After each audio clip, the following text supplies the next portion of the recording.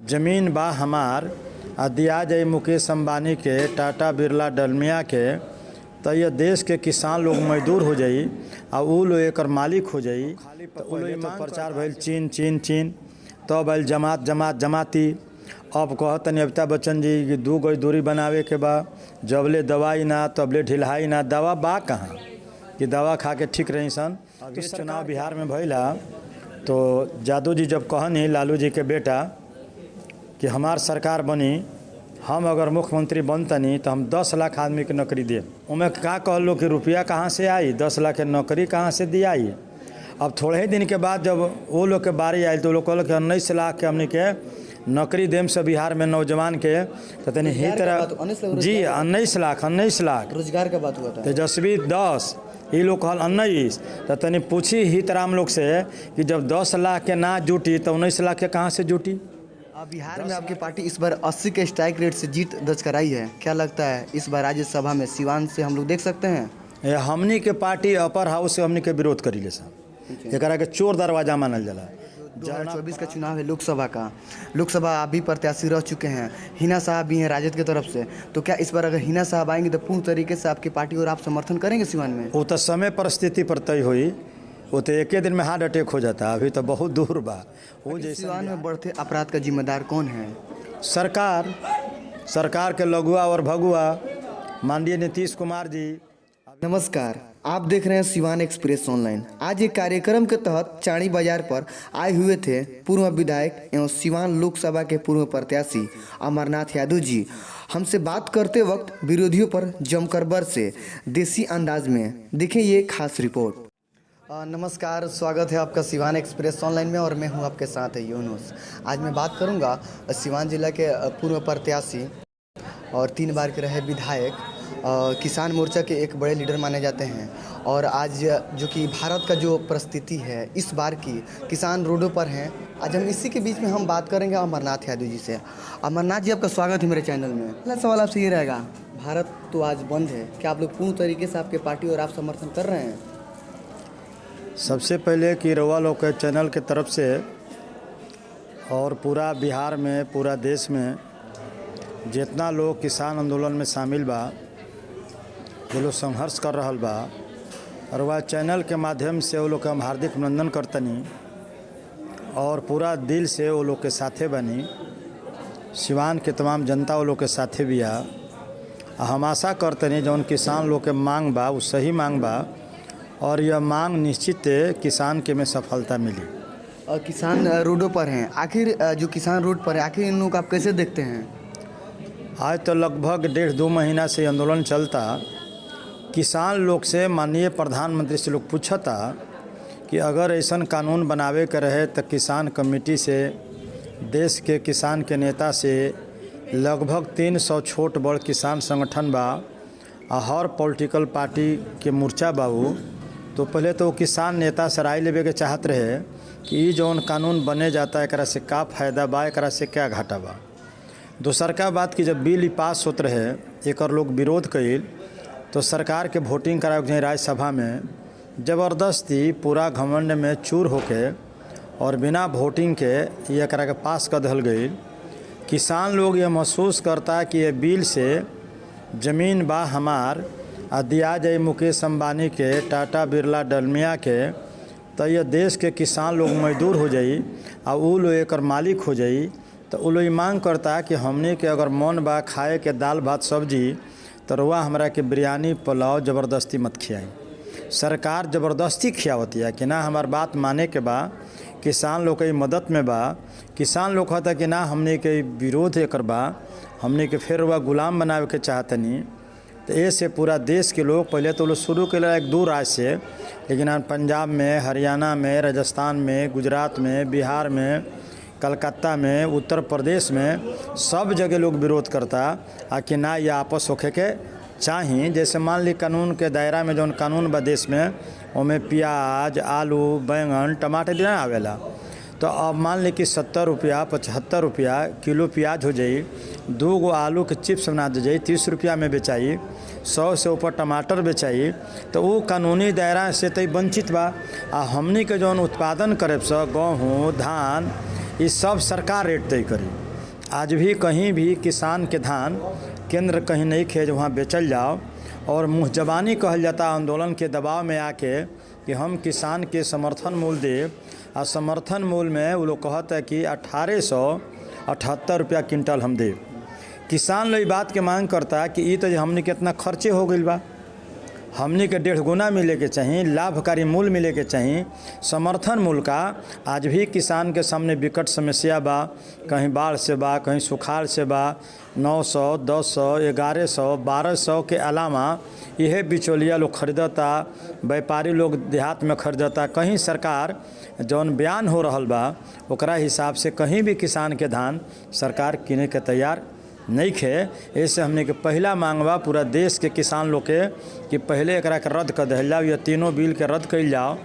सरकार के कहना है कि हम संशोधन करे के तैयार बनी, लेकिन हम बिल वापस ना ले।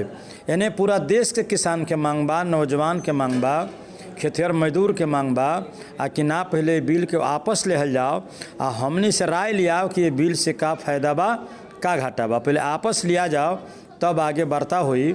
ये ठंडा में, ये कुहासा में लगभग 12 दिन से देश के किसान रोड पर लोग बा, वो अपन खाना खुराक साथे लेके आइल बा, लेकिन सरकार के पुलिस दमन जे बा, पुलिस के हमला जो हो रहल बा।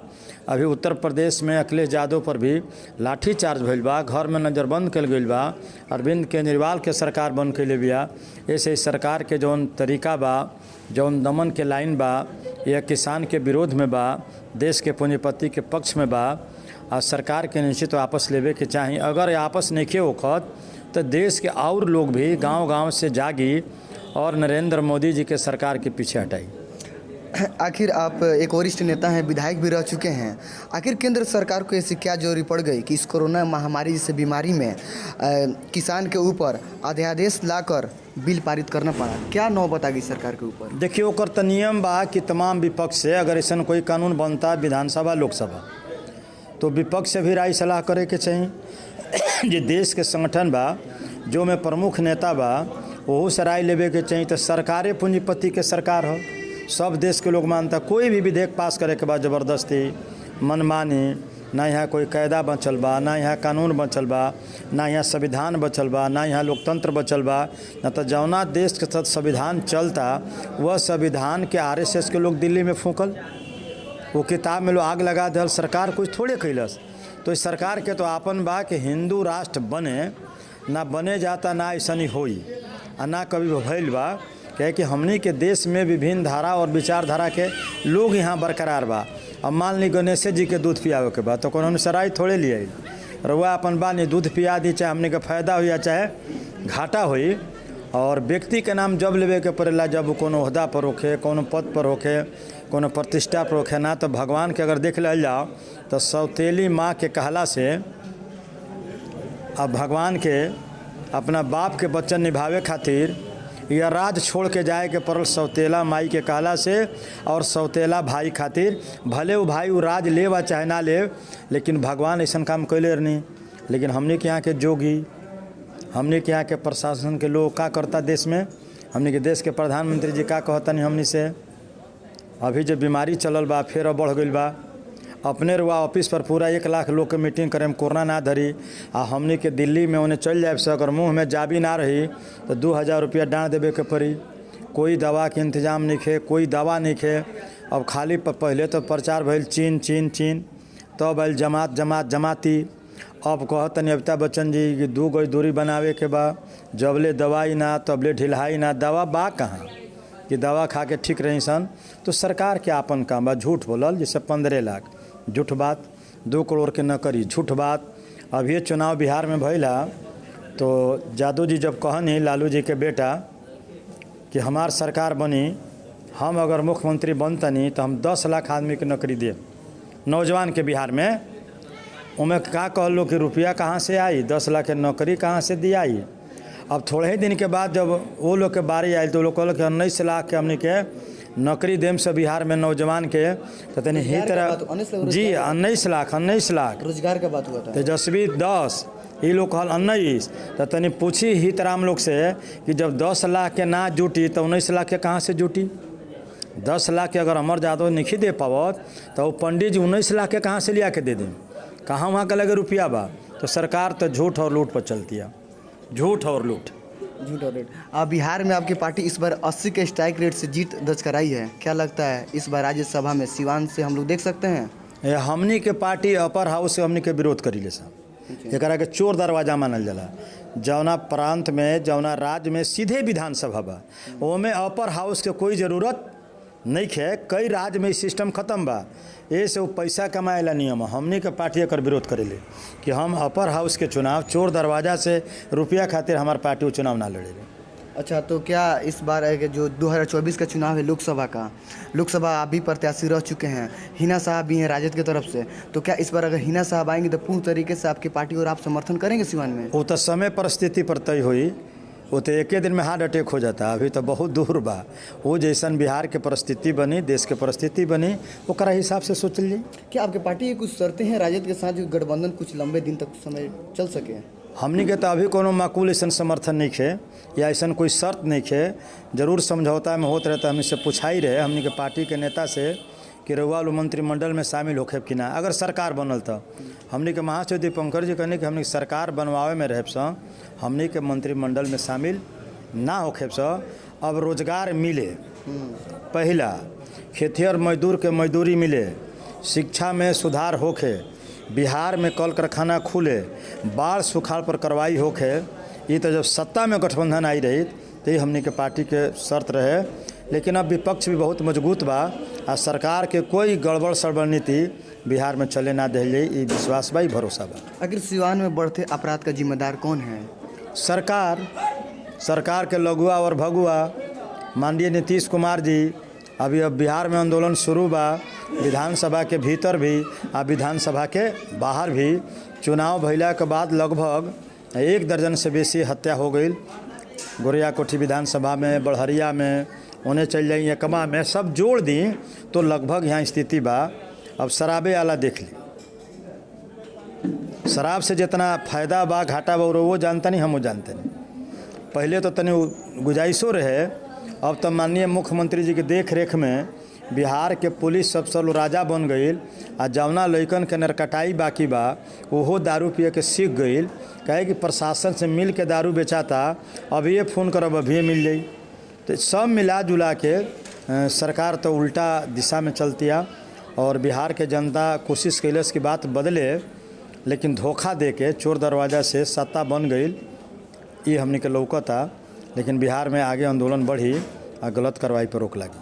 अगर यहाँ पे बिहार में सरकार बनी होती राजद का, अगर इतना हत्या होता तो जाहिर सी बात है कि जंगल राज का रिपीट किया जाता। लेकिन क्या अभी जंगल राज है? ना, ये तो राम राज है, सुशासन के सरकार है।